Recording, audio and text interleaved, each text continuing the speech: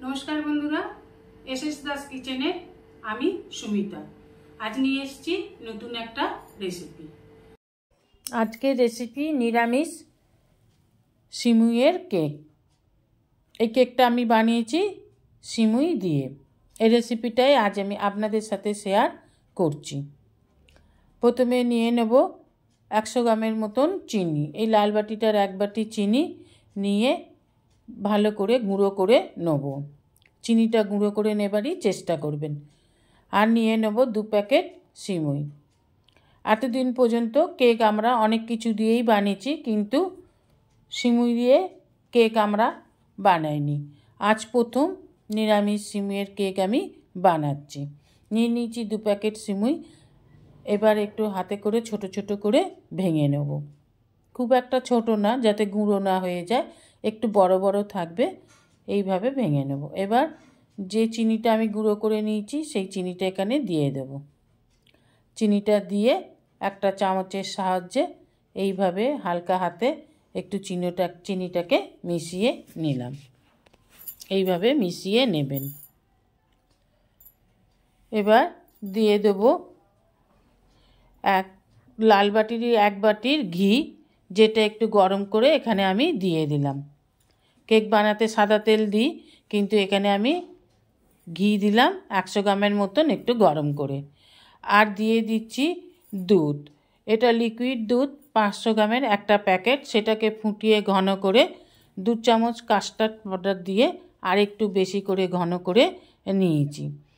সিমুই যেহেতু শক্ত শক্ত, সহজে ভালো মতন মিশতে চাইবে না, সেই জন্য আমি কাস্টার্ড পাউডারটা একটু দিয়ে দুধটাকে ঘন করে নিয়েছি, মাখাটা একটু ভালো হবে বলে। এবার পরিমাণ মতন এই দুধটাকে দিয়ে বারবার ভালোভাবে সিমুইটাকে একটু গা মাখা করে নেব। এইভাবে নেড়ে নেড়ে সিমুইটাকে ভালোভাবে এটার সাথে মেখে নিতে হবে। আমি কাস্টার্ড পাউডার দিয়েছি, আপনারা ইচ্ছা করলে শুধু লিকুইড দুধ দিয়েও এই মাখাটা করে নিতে পারেন, কিন্তু কাস্টার্ড পাউডার দিয়ে মাখলে কেকটা বেশি খেতে ভালো হয়। এবার দিয়ে দেব এই লাল বাটির 1 বাটি নারকেল কুড়ো। এটা যেটা দোকানে কিনতে পাওয়া যায় সেই নারকেল কুড়োটাই আমি দিলাম।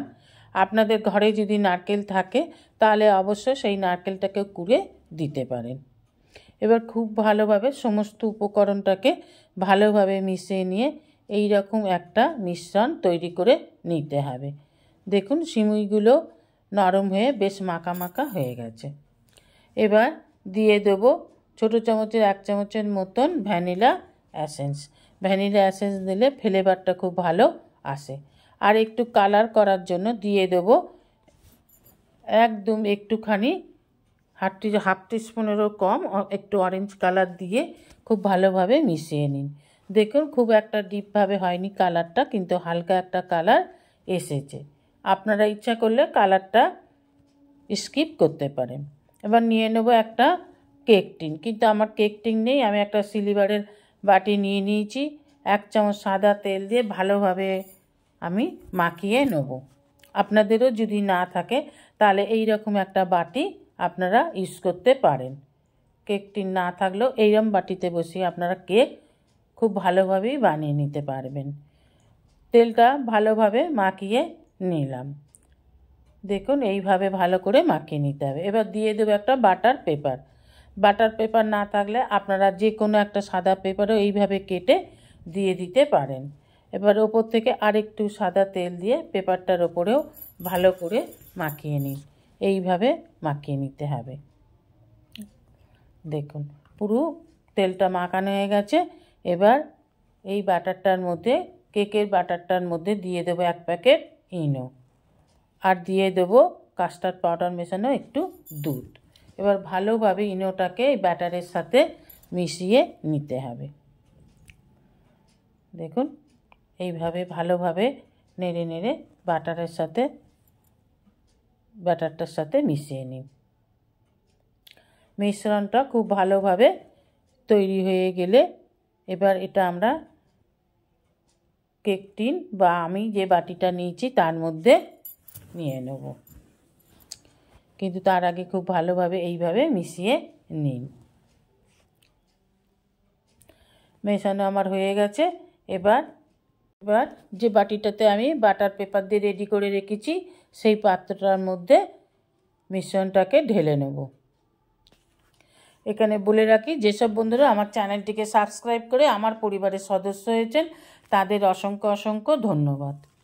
যারা এখনও আমার চ্যানেলটিকে সাবস্ক্রাইব করে আমার পরিবারের সদস্য হননি তাদের কাছে অনুরোধ রইল আমার চ্যানেলটিকে সাবস্ক্রাইব করে আমার পরিবারের সদস্য হবার জন্য। পাশে থাকা বেল আইকনটিতে ক্লিক করে দেবেন নিউ ভিডিওর আপডেট যাতে সবার আগে আপনার কাছে পৌঁছে যায়। এবার ব্যাটারটাকে ঢেলে দিয়ে সমান করে দিতে হবে। প্যাঁচুলার সাহায্যে খুব ভালোভাবে এইভাবে সমান করে দিন। এবার বাটিটাকে একটু ঠুকে নেব যাতে সমানভাবে বসে যায়, বায়ু না থাকে। এইভাবে ভালোভাবে ঠুকে নিলাম। এবার ওপর থেকে দিয়ে দেব কাজু বাদাম আমন্ড। আপনারা ইচ্ছা করলে অন্য যে কোনো ড্রাই ফ্রুটও দিতে পারেন। সুন্দরভাবে আমন্ড ছড়িয়ে দিলাম। এইভাবে সুন্দর করে আমন্ড বা কাজু বাদাম বা অন্য যে কোনো ড্রাই ফ্রুট ছড়িয়ে দিন। এবার ওভেনে একটা কড়া বসিয়ে দেবো।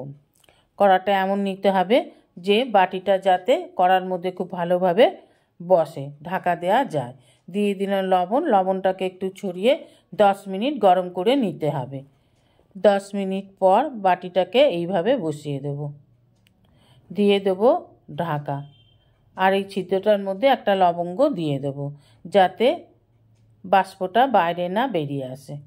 40 মিনিট লো ফ্লেমে এইভাবে রেখে দেবার পর একটা কাঠি দিয়ে এইভাবে দেখে নিন ভেতরটা কাঁচা আছে কি না। দেখুন কাঁচা নেই, কাঠির গায়ে একটুও লাগেনি। আবার ঢাকা দিয়ে 30 মিনিট রেখে দেব। ঠান্ডা হয়ে গেলে নামিয়ে নিয়ে এইভাবে একটা ছুরির সাহায্যে চারপাশটা একটু এইভাবে তুলে নিতে হবে। এইভাবে তুলে নিন। এবার একটা পাত্রের সাহায্যে এইভাবে বাটিটা উপর করে দিলেই দেখুন কেকটা চলে আসবে।